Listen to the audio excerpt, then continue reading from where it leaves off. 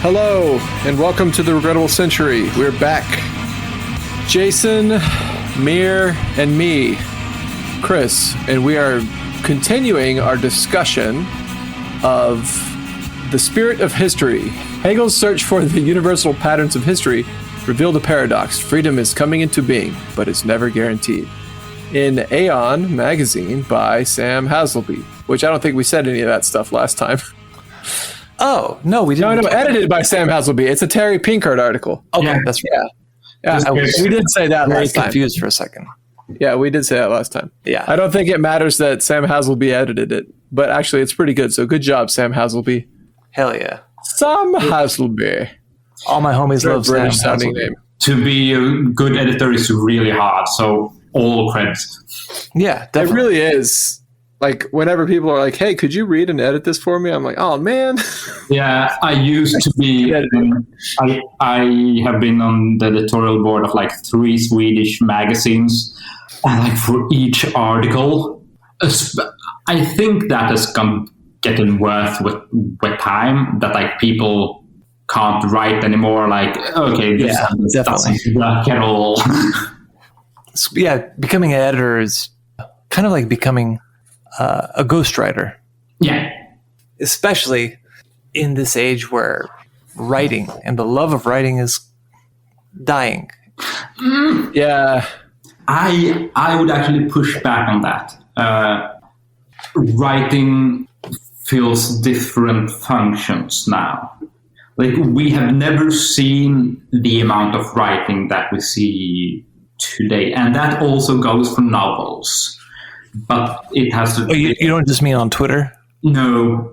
I actually mean like proper novels. Oh, and reading of them has gone up as well, but it's in different genres that value other things, like what people read and what most people write are in the traditions of the post-Harry Potter generation. So it comes from Harry Potter via Twilight, and now I think one of the greatest examples of that would be Sarah J. Maas.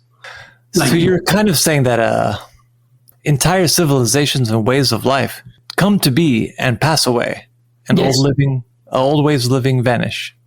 Exactly. And because novels now serve, not all novels, but the amount of novels that people actually read, to a large extent, are pure entertainment. Just like, I don't know, people watching CSI Miami or something like that. Man, I'll admit that since I've been in graduate school, I've read shockingly little fiction.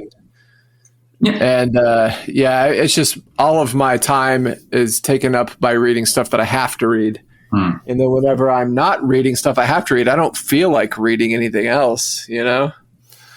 But speaking of reading, we left off sort of a third of the way through this article last time. And Jason, could you give like a summary, like a quick little summary of what we talked about off the top of your head? Or do we just refer people back to the previous episode and push on? Well, basically, I would say that a couple of fundamental ideas. That the key to human agency is self-consciousness, that this is always a matter of locating oneself in a social sphere, and that who I am is always bound up in what we do, and that all of these things deserve dwelling on and spelling out by referring back to the text itself. And that this, what we do, is fundamentally historical as well. Yeah. Right. Yeah, go listen to the whole first episode. Yeah. Okay, starting up again. And stop me when you want to interject something. As the way in which the species' self-conscious life interprets and reinterprets itself, history seems a bit depressed at first. Entire civilizations and ways of life come to be Did you hear a screaming child run past my door? And I heard that, actually. I that's the "mama won't let me do what I want to do" scream. So. Anyway, entire civilizations and ways of life come to be and pass away. Old ways of living vanish. Nothing seems stable. Hegel's daring philosophical proposal insisted that we see this procession as manifesting the ways in which each individual form of human social life generates tensions and strains within itself. When these tensions become so great that such a way of living finally makes no sense to the participants, life rapidly becomes uninhabitable. Once it becomes uninhabitable, it breaks down, falls apart, and eventually gives way to another form of life.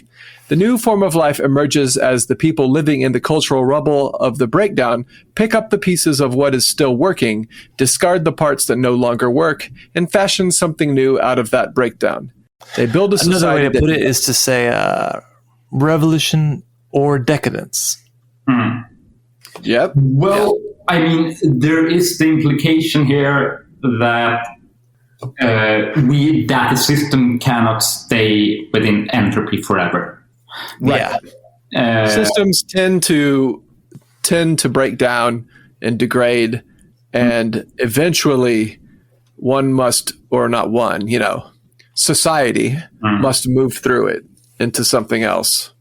And that is a very optimistic way of viewing things. Like, stuff can go on for quite a long time.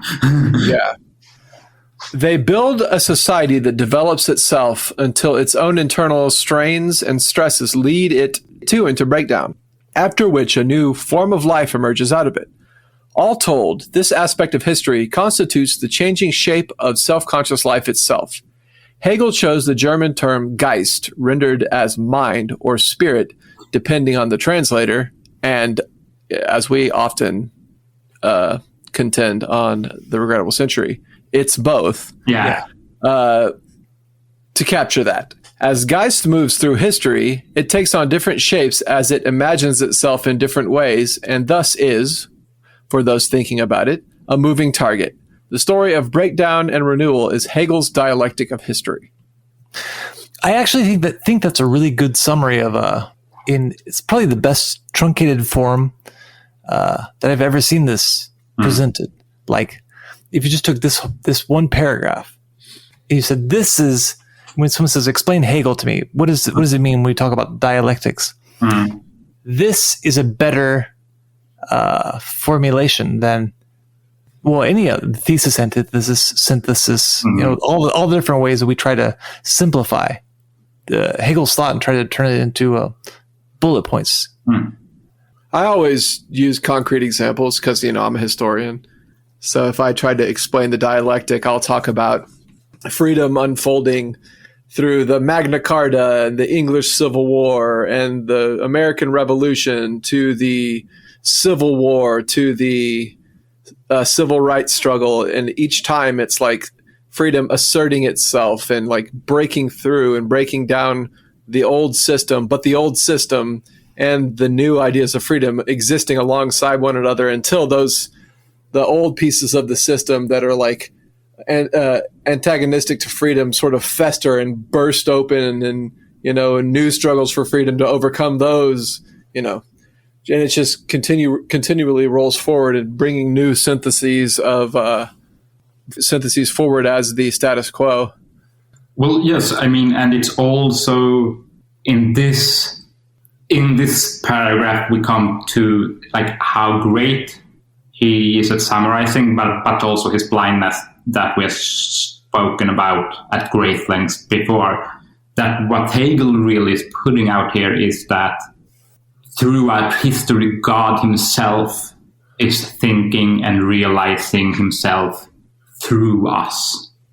Yeah, I think that's probably an important. That's an important thing to. It's critical. It's not like an addendum. It's not like an afterthought. It's like that's actually the reason why any of this makes sense. Yes, and also that this is the story of human civilization, but it is also the story of each individual consciousness within this civilization. Most functioning humans or most functioning souls go through this Bildungsroman of the entire civilization in their own souls. That is also an important argument that Hegel is making. Right, that's the way in which the universal and the particular are not so cleanly divided as to be Yes.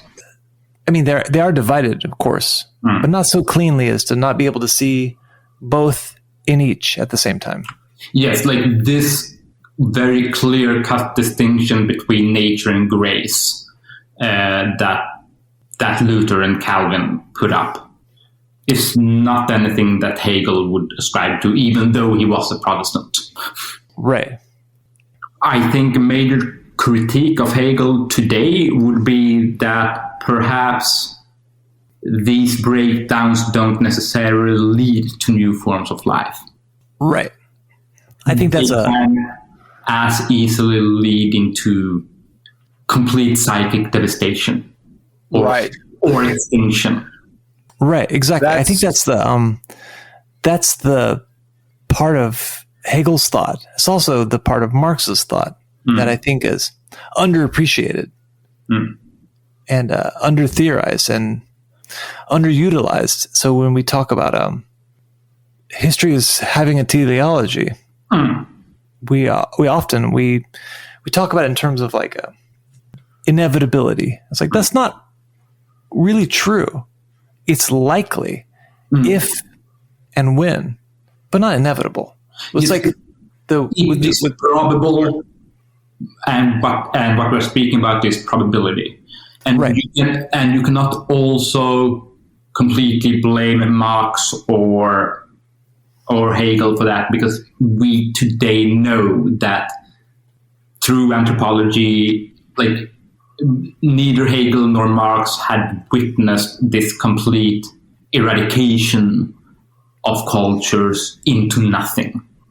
Like today we know that several civilizations within Africa like never recovered from colonialism and are more like several large tribes, the size of nation states, basically totally socially disintegrated, and the remnants live in like complete social and psychic devastation that they couldn't imagine. Yeah.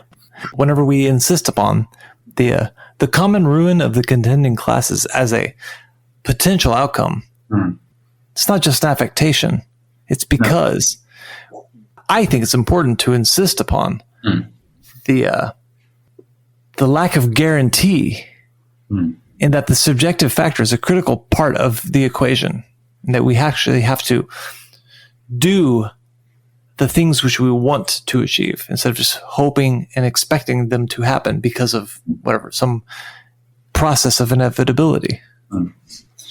And you can take that logic in two different directions. You can take it in Rosa Luxemburg with her socialism or barbarism thesis. But she has a positive spin on it with her voluntaristic thesis that the revolution is always already too early. But you can also take it in the way of the Frankfurt School, which basically a lot of them, not all of them, but most of them landed in that the revolution is always too late and the choice for barbarism and destitution is almost certainly already made.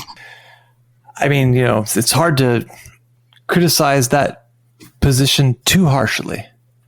Yes, especially when you consider that they survived Hitler. Right. Okay. Yeah. Although the now forgotten German philosopher H.M. Chalybäus, I guess that's how you say that, Chalybäus, anyway, managed to convince many people that thesis, antithesis, synthesis represented Hegel's dialectic of history, Hegel himself never said that. Moreover, even in this quick overview, we can see that Hegel's own views involved much more than Chalybaios' dubious formula. I would always thought that even though that was not technically correct, that it was a pretty decent way to get across the idea of the dialectic to people who didn't understand it at all. But now I think it just confuses the issue more. Yeah, I think Zizek's inversion is actually more helpful. That the synthesis is always the thesis viewed from another light. Yeah, I mean, because the idea of synthesis indicates a seamless melding, right? Exactly. Yeah. So rather than what it would be an organism existing with the germs of other organisms within it that were constantly attacking that organism, and that organism was attacking the germs and creating its own sort of ferment. Like a fermentation. That's a better way to think of it. Yeah, well, but also if we're speaking in Christian terms in reconciliation, you have a crime, a perpetrator and a victim, and the synthesis is forgiveness. And then you move on. No, that's not how it works. The victim is still there, the perpetrator is still there, and you actually have to do the work of reconciliation, and the work of reconciliation is to make that a part of your identity, and by incorporating it, being able to move forward. You can never deny your trauma and say, yeah, I moved past this trauma. No, a trauma, if you meaningfully tangle with it, always become a part of you. Yeah. Okay. That you're right. That is much more clear. Okay. Hegel surveyed world history to see if there was any kind of logic to the way in which the I and the we shapes itself over time. Was Geist getting better at anything? As a 19th century European, Hegel felt little to recommend in the civilizations of Asia, Africa, and the Americas. All of them, he thought, had stalled at a certain level of development that he called political atheism. In Hegel's view, political atheism meant that there could be no further court of appeal beyond the edicts of the chieftain or the king or the emperors. Even if the emperor issues laws and enforces them, that is still rule by law, which is still a personal rule and not rule of law. It is really easy to bash at Hegel for being racist here. And that is true. But we should also be honest in granting him that he didn't have access to sources. Yes. Because he tried to study the civilization, and all the sources were written by people who thought these things, and he couldn't get any other information. He couldn't travel to Africa or China. Right. If he was reading about the Aztec civilization written by people who encountered the Aztecs as they were committing mass sacrifice to the sun god, then I could see why Hegel might have thought that civilization had stalled out. Exactly. It's you can only draw analysis from the research and the empirical evidence you have, and he did not have access to much other stuff. Right. We can edit this out, but I kind of don't see that the Spanish were any worse than the Aztecs when it comes to imperial overlords. I mean, it was essentially all of the fighting and killing and dying that was done to overthrow the Aztecs was done by their subject populations that sided with the Spanish conquistadors. Yeah. Because the Aztecs were just terrible. Because the Aztecs sucked. In political atheism, the guiding principle is that only one of the members is free, the chieftain, the emperor, etc. He alone freely issues laws, the rest must obey, and there is nothing higher by which to measure the edicts. In that sense, therefore, only one, the chieftain, emperor, etc., can be said to be free. Of course, this caricatured view says much more about 19th century European prejudices than it does about those other societies. But Hegel's point is more general. Yeah. Hegel believed that only in the ancient Greek world does humanity first move beyond the idea that only one person in the community can be free, and to the daring idea that a limited plurality of people, the adult males of the city, both can and ought to rule together. They confront each other as equals, possessing no inherent authority over each other. Moreover, for these Greeks, so Hegel thought, everybody knew where they stood in the social order and what they were supposed to do. They also held that if each exemplified the requirements of their own place in the order, the community would harmonize into a thing of beauty. This incorporation together of the individual idiosyncrasy and community life seemed to be as good as it got, full of complete freedom of individuality as possible only in an egalitarian social and political order of free citizens. So this is kind of like this idealization of like communalism and individualism, like side by side, is sort of the guiding ethos of the conservative revolution in Germany. And I think they take a lot of that from Hegel, actually. They might be more Nietzschean than Hegelian, but either way, they're influenced by the same sources of, ancient Greek sources. Exactly. And like also the American South was very influenced by this, more through the Roman tradition, but like this of free gentlemen who can meet on equal terms because they are free, white, equal gentlemen. Yes, property owners, gentlemen who, through their education and the responsibility given to them as owners of property, like have agency and can make responsible decisions for the community. I mean, for the longest time, I think that was the ideal of Fordism as well. The Fordist idea of citizenship within the nation state. Fordism in combination with the nation state. That each citizen has his place, more or less, and you can meet equally through democratic liberal institutions to deliberate. At least that was the pretense. Today, I would say that pretense has gone. Yeah. All right.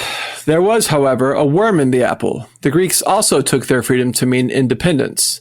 Since one can be fully independent in one's judgments and actions only where another takes care of the other's needs of life, they also believed themselves compelled to live in a world that itself rested on slavery and the oppression of women.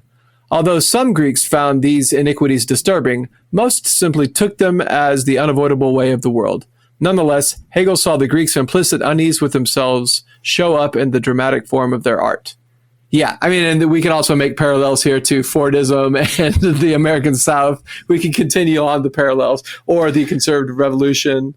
I don't necessarily know about democracy. That's why dialectical reasoning is so extremely valuable.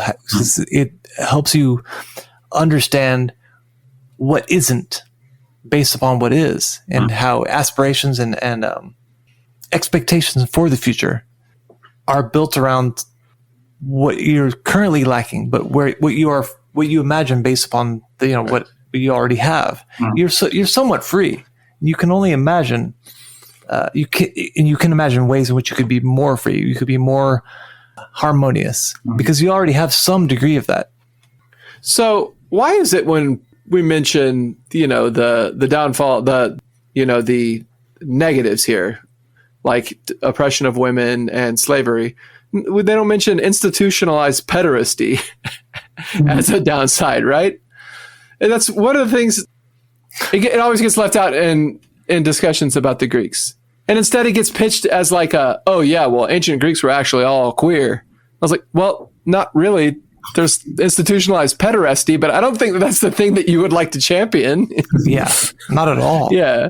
It's that anachronism that the left always tries to project onto things to prove that the ideas that they have now have always been around, instead of just realizing that social constructs are good, actually. And the reason they're good is because we can change them. Exactly, yes. Yeah. That was also one of the reasons why Foucault loved the Iranian Revolution, because he could travel there and be a pederast. The Algerian Revolution? No, the Iranian. The Iranian, because I know he was accused of pederasty in Algeria, right? Yeah, and I think that's why he lost his job there and moved back to France. According to the that one article that was written about him, where they interviewed all those people that kind of tattled on Foucault for being a pederast. Yeah.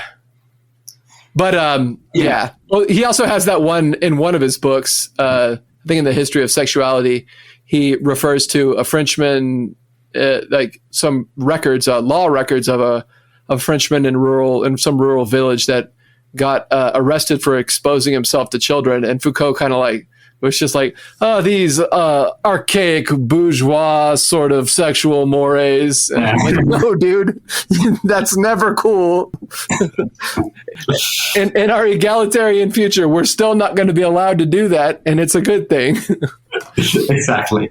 Yeah. Foucault and children and sex, not great.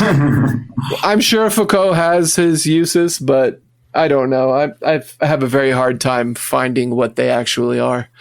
Well, you should invite Adam for that. He is more. Well, no, we've argued with Adam about this on the podcast before. Yeah, like Kevin told Adam that Foucault was the neoliberal philosopher extraordinaire, and it's why he was adopted so wholeheartedly by the post-neoliberal academy, is because he fits their idea of the world so well, even if he didn't mean to. Anyway, so his favorite example came from Sophocles' tragedy Antigone. In that play, the sons and daughters of Oedipus found themselves in a volatile situation.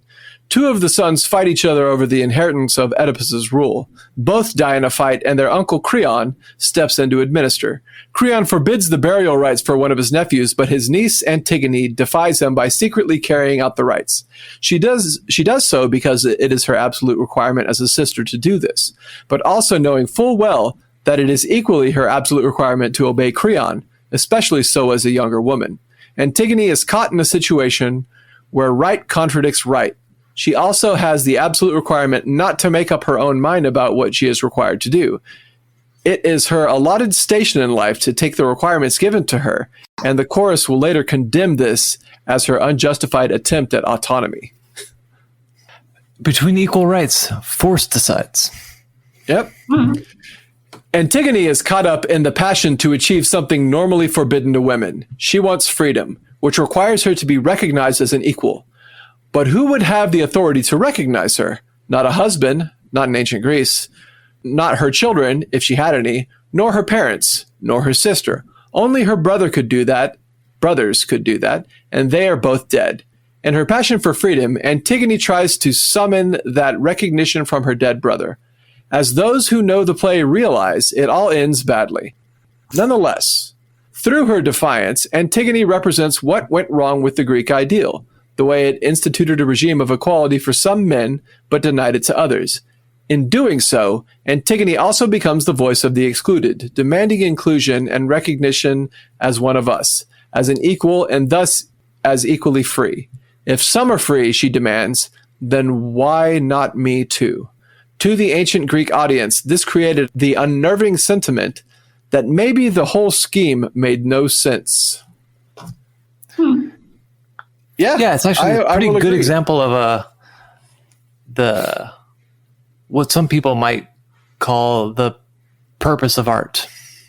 Exactly. Which I think is limited because there's all kinds, but it's, this expression of sentiment, whatever. But one of the functions of art is to express the sentiment in such a way as to latch onto the existing sentiment and challenge it. Right. Which is so lacking in artistic production today. Sure, certainly. I would say that art is what was it that Brecht said, that art is not a mirror but a hammer? Yeah, he says that some people say that art is a mirror with which one reflects society, but is in fact a hammer with which one shapes society. And I think that art is more like a hammer covered in mirrors, or like a really polished hammer, which is both a reflection of society, but also a tool to shape it. Right. And it's also a hammer made of mirrors, in that if you use it to shape society, you're just going to break the hammer and you're going to have a bunch of glass everywhere. And then you need to go get a real hammer, which is the organized working class. That's exactly right. Just kidding, art people. Yeah. Like I would go more on like the theme that if we're sticking with hammers and mirrors, I would claim that art is a broken mirror. And when you try to piece the pieces together, you always create something new that shows you a different perspective of yourself. And you always cut your fingers on it if it is good art. Yeah. I like that. Or art is a broken mirror, and we can all just kill ourselves with pieces of it. Yes, that is what. That's also that's true. That's a definite possibility. Yes. Okay. Like one thing that is not strictly artistic in this, related to the artistic endeavor in this section, that I find interesting and worth pointing out, is that a recognition and the recognition of another person's freedom can only be achieved when the relationships are somewhat equal. You cannot be recognized by your boss or by your king. You can only be recognized by your brother, by your sister. Sure, yeah. Like recognition demands some sort of equal footing. Well, in on the flip side, to be recognized by your slave or by your employee is not fulfilling. So to achieve a greater appreciation of self, to create a greater degree of selfhood, requires recognition by an equal, which requires you to recognize another as an equal. Yeah, it's like when Tony Soprano realizes that everyone just laughs at his jokes because he's the boss, and it really bums him out. Yes. Okay. Yes. And like you can never be recognized by your boss or by your worker, because you will always be a mere function. Yeah. And that function dims the possibility of recognition that the other person is a thou. Therein lies like the power imbalance that is inherent in any sort of transactional sort of relationship. Like you at work, your boss pays you, and you give your labor to your boss. There's a transaction involved there. So there can be no recognition between transactions, between the transactor and anyway. Unless we're talking about sex work, which is right. liberating. That's what I was because going to say. Because you get your money. You know? Yeah. Right. Yeah. There's no liberation in the exchange of currency for services. Yeah. There's no liberation within the exchanges of capital at all. Yeah. Anyway, moving on. Or within the relationships of domination, which precedes. Oh, absolutely. Like capitalism usually works within the realm of exploitation. Yes. Previous modes of production within domination. We seem to be heading back to domination in some weird ways, which is interesting, but... Yeah. All right. As ancient Rome rose to dominance over Greece, at first it seemed as if a way of life that made more sense had arrived to replace the incipient Greek failure. But Rome itself imploded. In the late antique period, as Christianity became the imperial religion, the seed of a new idea appeared within the already moving target of self-conscious life. If people are all the children of one God, then we were all metaphorical brothers and sisters. Slavery and oppression might be the rule on earth, but equality was the rule in the great beyond. Although the contradiction might not have even been fully apparent at first, the seed for its reckoning on the world stage had been planted. Antigone's demand was on its way to becoming universal. I would say it was apparent at first, and if you just read a little bit of the literature on slavery and Christianity, the debates about whether or not slavery is licit go all the way back to the early Christian communities. Yes, and this was a big thing within, especially after the Nicene Council, the generation after, because a lot of nobles became really pious Christians. Right. And then freed all their slaves. Yeah. And that was generally really bad for the slaves. Because now they didn't have any land, they didn't have any source of income, because slaves back then were much more like lifetime employees than slaves. Well, I mean, think of slaves today. So then we had like hundreds or thousands of people who were just like, okay, now I'm just destitute. Yeah, so slavery in ancient Rome, slaves were paid. And what they could do is they could either spend their money or they could save it and buy their manumission later. So it's like people would sell themselves into slavery in order to pay off a debt. And then they would save up that money and pay off their debts. And then, they wouldn't be slaves anymore. It wasn't at all like Southern chattel slavery during before in the pre-Civil War period. And a lot of slaves were usually, not always, like quite literate. Especially if they were Greek in Rome. Yes, because if you wanted your son to learn to read, then you needed a slave to teach your son how to read. Yeah. It was apparent within the Greek system, but it didn't come merely from below. The power structures here and interactions are really complicated. And there is certainly a kernel of truth to this narrative, but it would be, to the justice, it would have to be like supplemented with like 5,000 side notes. Okay. Moving on. On Hegel's view, European life more or less lost its way for a long while after Greek democracy vanished. The mixture of Roman culture, Roman law, above all, the brute force of Roman legions, was replaced by an alienated world in which people felt obliged to live up to standards in which they had trouble seeing themselves. Such a world was always tottering between fragile stability and fear about its own senselessness. From time to time, it slipped into utter madness. The lunacy of the Crusades was one example, and another was the collective panic over witchcraft that resulted in the judicial murder of hundreds of women. Interesting, hundreds of women. That's probably more accurate than the hundreds of thousands of women that are often touted in, Silvia Federici's book about the Holocaust of women and the witch trials. Yeah, and in Sweden, I think it was 60 or 80% of all the witches that were spurned were men.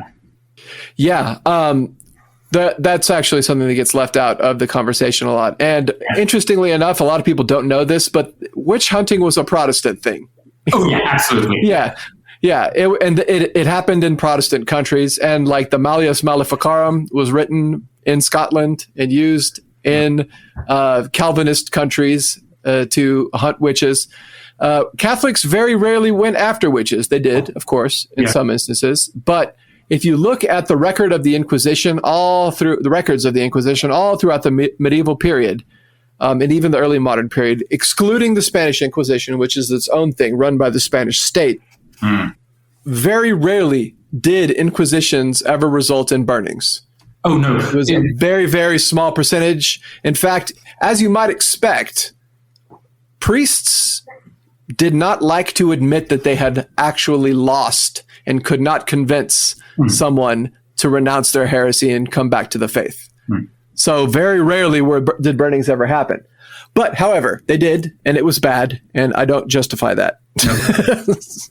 Anyway, moving on. Well, actually, what they did in a lot more instances than just burning was just to hang them. Yeah. That's a specific. It was country by country. Like in England, they hung people. And another myth that I would like to bust is that there were never any witch burnings in the United States ever. People seem to think that the Salem witch trials, they burned hundreds of women. No, they hung a few women and a couple of men, or they crushed a couple of men. Right. Yeah. Anyway. And not to let the Catholic world off the hook, because the Protestant world had witch burnings, witch killings in this time. The Catholic world mostly went after Jews and Muslim descendants. And then Protestants. Yes. But that was justified. Yeah. I would say that the worst perpetrators of the persecution of Jews and Muslims were the Spanish. And that would be in the Spanish Inquisition, that I think was, of course, run by the church, but was a project of the Spanish monarchy. That is correct. It also happened a lot in Italy. Yeah, specifically, there was the Inquisition in Rome itself that was going after Jews and Protestants. That would be in the early, not Protestants, sorry, Jews and Muslims in the early modern period. Yes, and witch burnings and the Inquisition was very much an early modernist project, often explicitly to create proto-nation states, to centralize power within the crown. Right. And also, while we're busting myths, none of those medieval torture devices you've seen are real. They're all fake. Most of them are fake. Like the Catherine wheel, things like that, those are real. But like the Pope's pear and like the Iron Maiden and, things like that, they're all made up. They're all like part of 19th century sort of like Gothic horror literature about the Middle Ages, and none of it's actually real. Well, yes, I think that's also the reason why Hegel has this view of the Middle Ages as something very stagnant. Because there weren't any good studies on the Middle Ages. No, just Enlightenment propaganda. Exactly. I will maintain, as a former medievalist myself, and I say medievalist, I don't mean like a political advocate of the Middle Ages. I mean, I did 5 years of Latin, and I did most of a master's degree studying the medieval church and its influence on feudal institutions before I switched to study European fascism. Which I feel is admirable, but I think was a mistake. I actually it was a psychological thing for me. I had failed at getting a degree in medievalism. I had to drop out because I couldn't afford it. And whenever I finally came back to graduate school 8 years later, I didn't have the heart to go study medieval history at a lesser institution when I had been studying previously at one of the best in the world. So I decided to just do a clean slate and go another direction. But of course, it was something that I was really interested in at the time anyway, so it works out. A little bit of personal history for y'all. Anyway, all of this happened against a background in which, as Hegel put it, a universal feeling of the nothingness of their condition coursed through the world. The world was living in a kind of fear that, in the last analysis, it made no sense at all. That's relatable. Yeah. Yeah. I don't think that's unique to the Middle Ages, nor do I think it's true. I think that the organization of society in the Middle Ages was very much so the status quo when things were working the way that they were supposed to work. Everyone felt as though they had their place in society, and even if it was a shitty place in society, most people were reconciled to it, which is why you only see massive peasant rebellions after the Black Death or during the 100 Years' War, which is also after the Black Death. But yeah. I mean, I think in this paragraph, what he's doing is something that people often do, where they collapse the early modern period into the feudal era. Say, the Middle Ages is all this one. The collapse of Rome. Then there was the Middle Ages, and then there was the bourgeois revolution. It's no, it's like there are many, many centuries, and this description of a universal feeling of nothingness coursing throughout the world, that makes sense when you're talking about the precarious state of living that began to characterize, in early modernism. yeah, like just daily life in modernity. That's why you have the peasant wars, and you have the English Civil War, and the Reformation, and eventually the French Revolution. So the crisis that accompanies the Black Death, depopulation, the arresting of expectations that comes as a result of that, in the peasants revolt of 1387, is that what it was? The English peasant revolt in the late 14th century comes when the English crown tries to reimpose serfdom after the Black Death and the 100 Years' War has depopulated the countryside, and people can move about freely looking for work more easily, and wages start to get higher. The bourgeoisie in the towns is starting to get more prosperous, and there's more land in the countryside, so that it's not just huge landowners that are able to own a tiny little piece of land anymore. And this happens in France, it happens in England, it happens in Italy as well. In Spain, yeah. So there's like this sort of forward trajectory that is arrested suddenly by the reimposition of the old order, and it causes political upheaval. And I think that is what touches off. That's the late Middle Ages and the early modern period, and that ferment, this discontent, is the milieu, or is the political sort of topography of the land when the Protestant Reformation happens. Which, of course, yes, there were lots of things wrong with the church that needed reform, and a lot of people were true believers, but the princes that harbored the Protestant reformers often did so as a way to stick it to the Holy Roman Emperor, or the Pope who ruled in central Italy, or the oligarchs not oligarchs. Well, I guess, kind of oligarchs. But this is a term. This is an example of freedom coming into being. Yes, in this very contradictory way. Yeah, yeah, and but that is really the early modern period more so than the medieval period. Yeah, and they're often mistaken for each other. The pre-capitalist period would be a good way to say it. Oh man, I just read a book that sucked. And it's called The Myth of the French Bourgeoisie, and it's all about how there were no bourgeois revolutions, because as the quote unquote bourgeois revolutions were happening, no one actually conceived of them as initiating the rule of the bourgeoisie. So therefore, they weren't bourgeois revolutions. What? That's the most stupid thing. No, it's not even the most stupid thing I've heard today, but it is really stupid.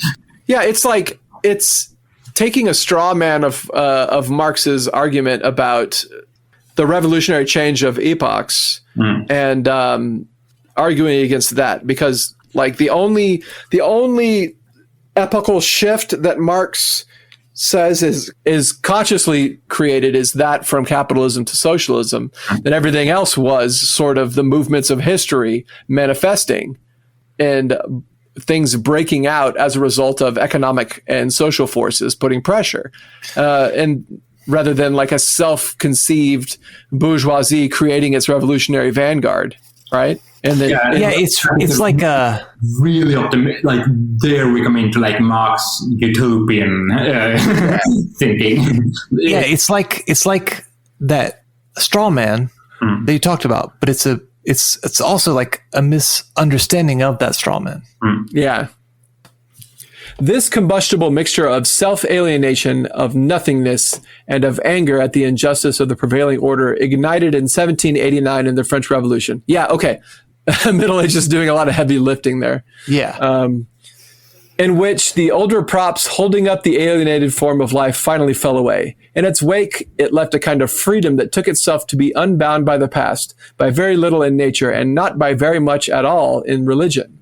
As a result, or so Hegel took it, it at first left itself with little with which to build a new world, except for the very abstract ideas of unbound freedom itself and the supposedly more bounded virtues of the citizenry and their support for the revolutionary government.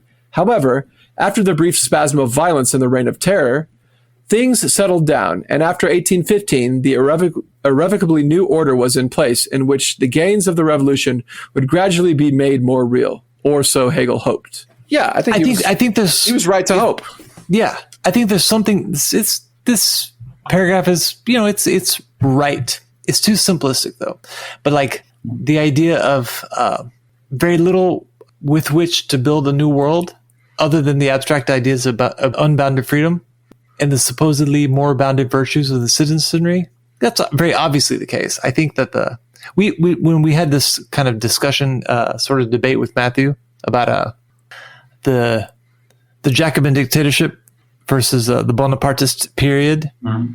This is kind of what it means. This is kind of what this debate was about. Yeah.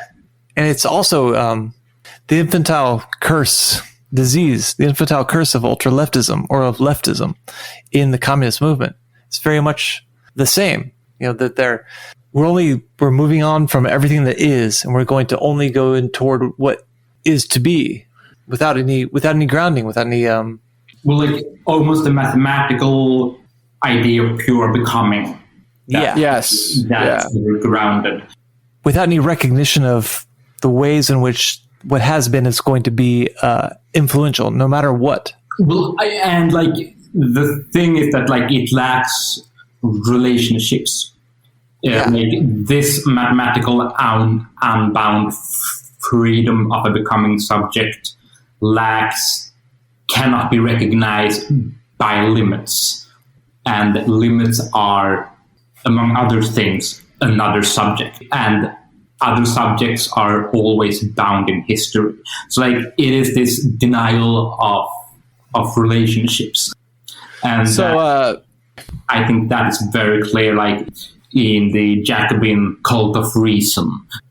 This instrumentalist reason where the subject is unbound. I'm thinking about what's the name of these wackos that Elon Musk and Grimes part of? The rationalists. Yeah. Is another great example of that. And it happens every time when engineers try to explain social stuff. They lack this fundamental insight that freedom is always bound within limitations, and limitations is always relational. Right. I just wanted to clear things up. This is a Bonapartist podcast, and I don't mean that we believe that a single charismatic leader can lead us forward into proletarian victory, nor is it a apology for the ineptitude of Louis Napoleon or Napoleon III. No, this is a pro-Napoleon Bonaparte podcast, not because he was a good dude or anything like that, but because he was the Weltgeist zu Pferde, and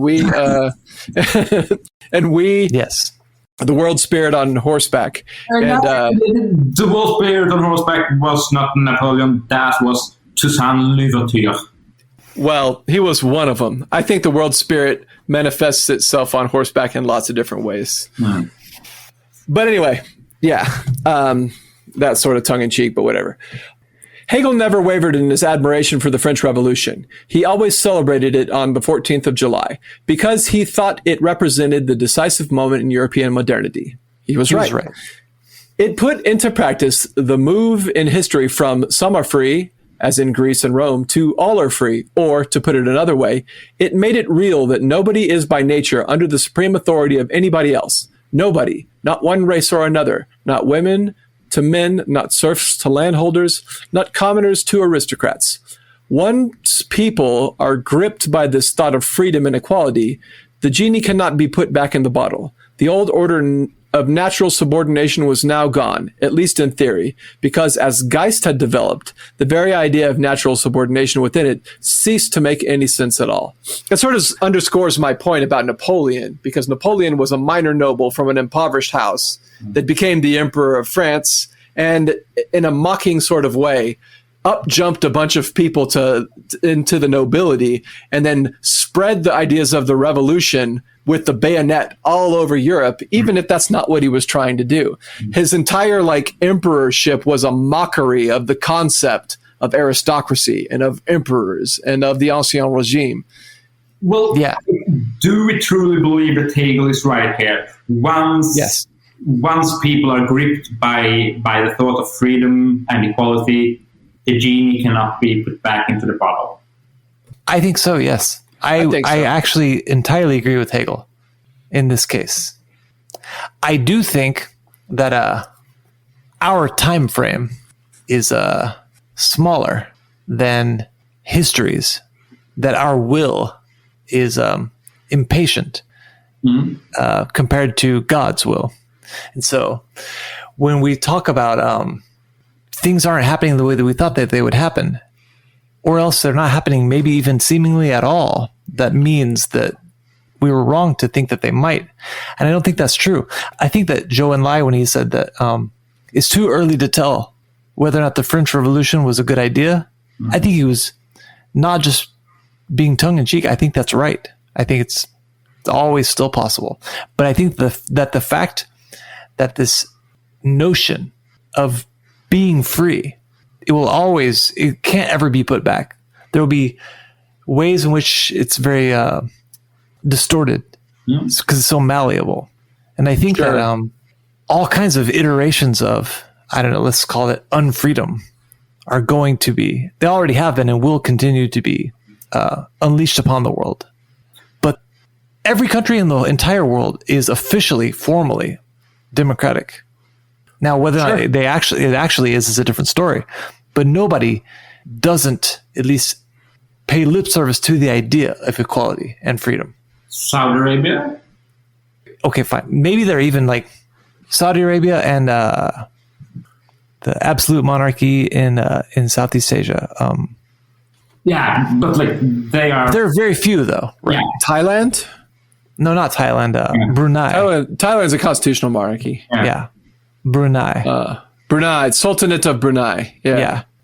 Yeah. Well, okay. So maybe not literally every single country on the planet, but I would say like a vast majority. Absolutely. Right? Well, I would like to add this question about whether the dream of freedom and equality can be put back into the bottle.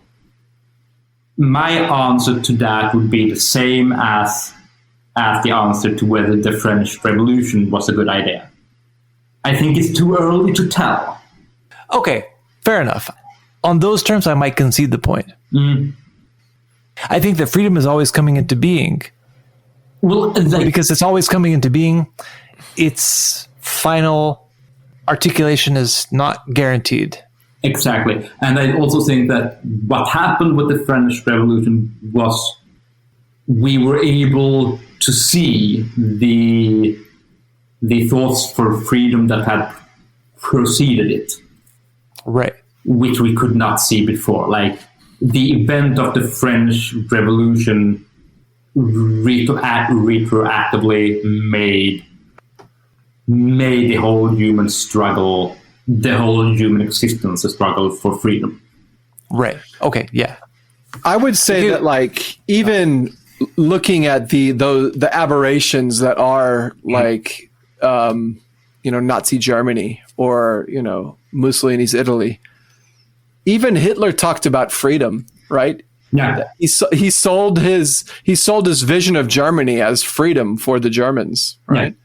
So it's like once the genie came out of the Enlightenment bottle in the French Revolution, even those who wanted to turn back the clock and reestablish elements of the old order had to do so using the language of freedom. Yes, like the most interesting example of this is like the modern traditionalists in like who have René Guillot or Julius Evola as like they also argue in terms of freedom, which I find truly interesting. Yeah, I mean, and it's made even more apparent when you look at, say, like Rassemblement National in France, or the AfD in Germany, these sort of post-fascist structures that like post-fascist parties that use the defense of the Enlightenment and of like the freedom of the individual and the Republican tradition as in their rhetoric. Yeah. Put forward their freedom from wokeness, basically. Freedom from wokeness and immigrants, right? Yeah. Well, I mean, like Rassemblement National uses like defending the French Republic against like the Muslim hordes as in a lot of instances. Okay. With the denouement, Nope. Sorry. Yeah. With that, everything else from family life to the structure of the state would also have to change. It certainly involved throwing more traditional ways of doing things into question than even Hegel himself was willing to admit. It was also not anything that was immediately and fully exemplified in 19th century European practice. All are free did not mean that, at one fell swoop, oppression vanished. But it did mean that an entirely new picture of agency had made its debut on the world stage. Most importantly, it signaled a shift in the conception of justice. No longer a metaphysical element of the eternal world order, justice was now a prime virtue of the realm of freedom and equal citizens. Also, I would say, like, he always plays down Hegel's metaphysical claims. Right. I think Hegel would claim that the metaphysical has now become incarnate and visible. Sure. Yeah. With the denouement of the revolution, the modern world took on its new shape as a form of life. It, of course, involved the standard list of general and abstract rights made famous in the 17th century by the English philosopher John Locke, life, liberty, and property. But even more importantly, it made moral life as involving living by reasons that are acceptable to everyone and not just one's own community into an essential part of our modern psychological makeup. It made those two features of life real by embedding them in more specific practices and institutions. For example, in the absolute importance of relationships of love and friendship, and in families oriented around raising children to become themselves independent individuals who would in turn also be good citizens. It made the rule of law into a constitutional principle and thus forever transformed people's status from subjects of a prince into citizens of a constitutional state. It also secured a sphere of life Hegel called civil society that combined the newly discovered productive forces of the market with a set of institutions within it that would supposedly temper and tame the otherwise destructive forces of capitalism that threatened to eat up and distort the founding poles of love and friendship at one end and citizenship and justice in the other. Yeah. And this is where the Marxian critique of Hegel really comes in. Like, you cannot have civil society at war with the state. Right.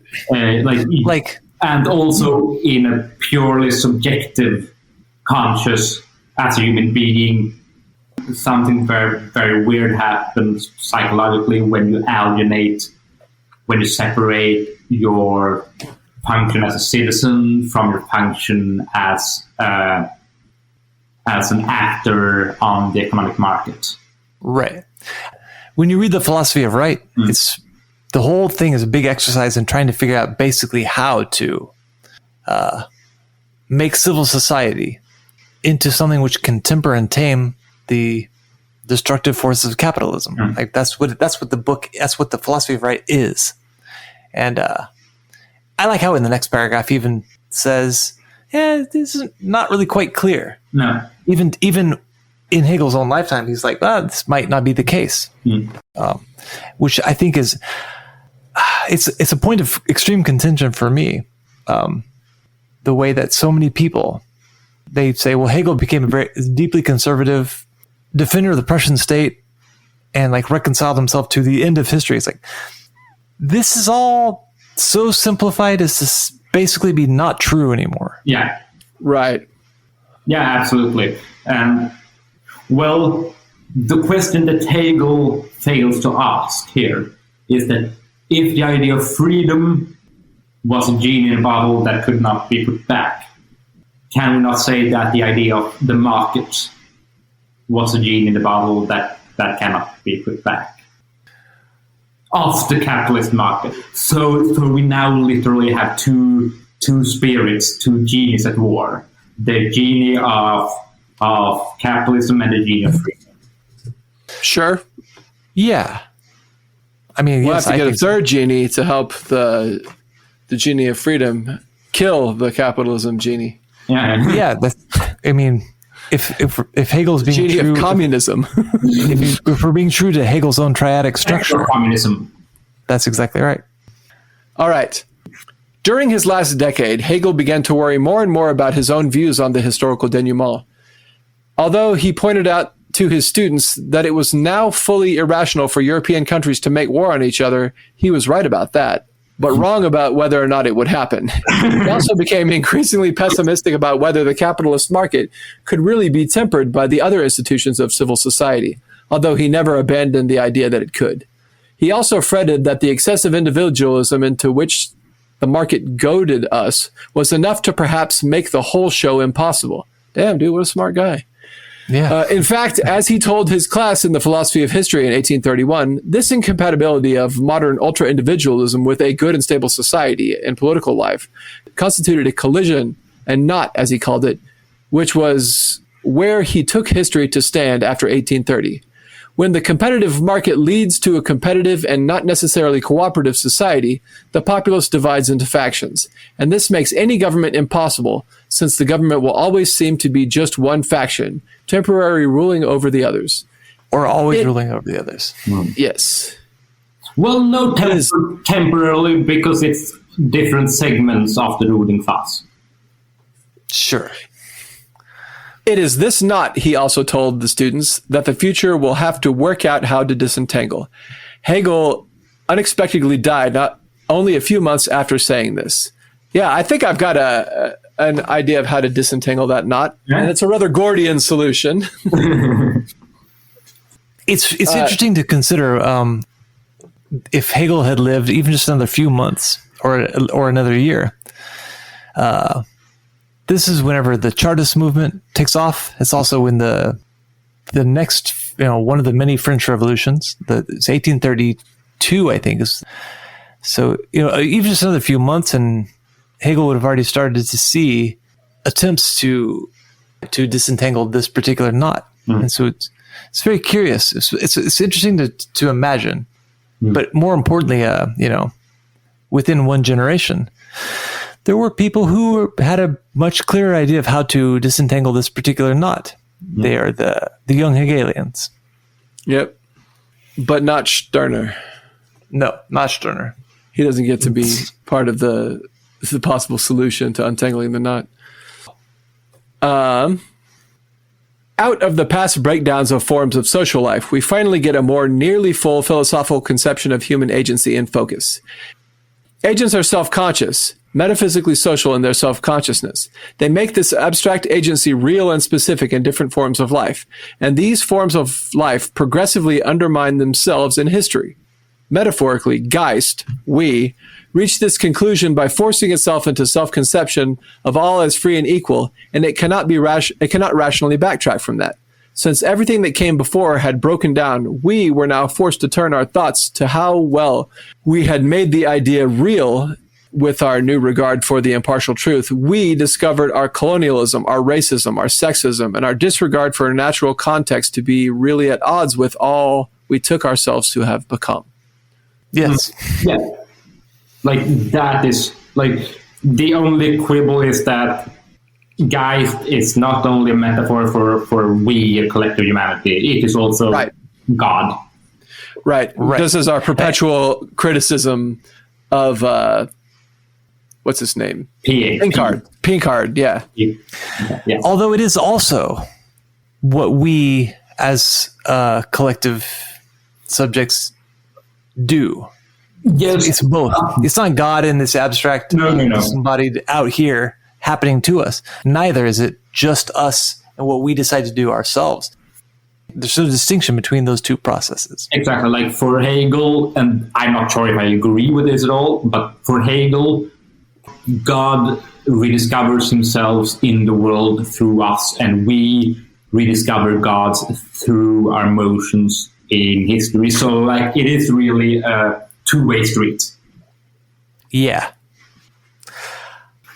Yeah, I think I'm inclined to more or less kind of agree with that. I mean, not so precisely as to say how much, but I'm more interested in that as an opening thought experiment for how to conduct human affairs. Yes. Whether or not it is good theology is a totally other subject, actually. Yeah. It is, but maybe it shouldn't be. No. But it is a discussion that will take a lot longer. Yeah. All right.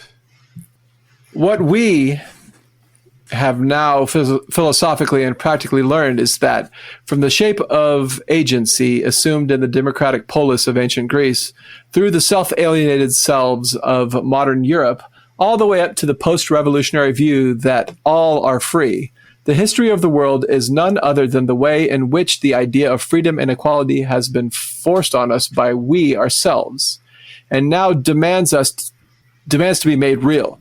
So where will we end up from there? Philosophy won't tell us, so Hegel counseled. The owl of Minerva, the goddess of wisdom, only flies after the sun has already set. Freedom and equality remain non-negotiable. All now demand to be included, but the knot over how to actualize that remains tied. It does remain tied, and all of our projects to untie that knot are dead or stalled. Yeah. Yeah. I think this is a really, really well-written article. Yeah. I think this is Totally. very much worth spreading around far and wide. Well, I mean, this is the best introduction to Hegel I've read. Yeah. Me too. Exactly. This is a really good discussion of the social aspects of Hegel. I think what is important to keep in mind is that for Hegel, this was also an intra-psychological process that each subject goes through. Like, he conceptualized a phenomenology that guides as a Bildungsroman. A Bildungsroman is this classical how I become a man novel, basically. How the subject of the person is formed.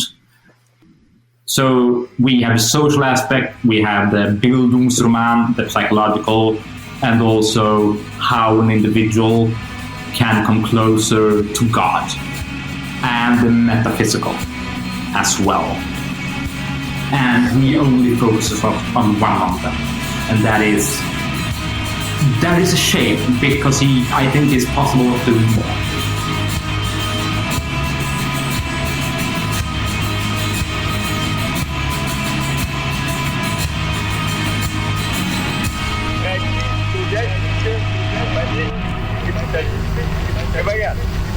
Рабочие и крестьяне не смогут прожить без нас. Без нас некому будет установить порядок, определить работу, принудить к труду. Без нас все развалится и государство распадется.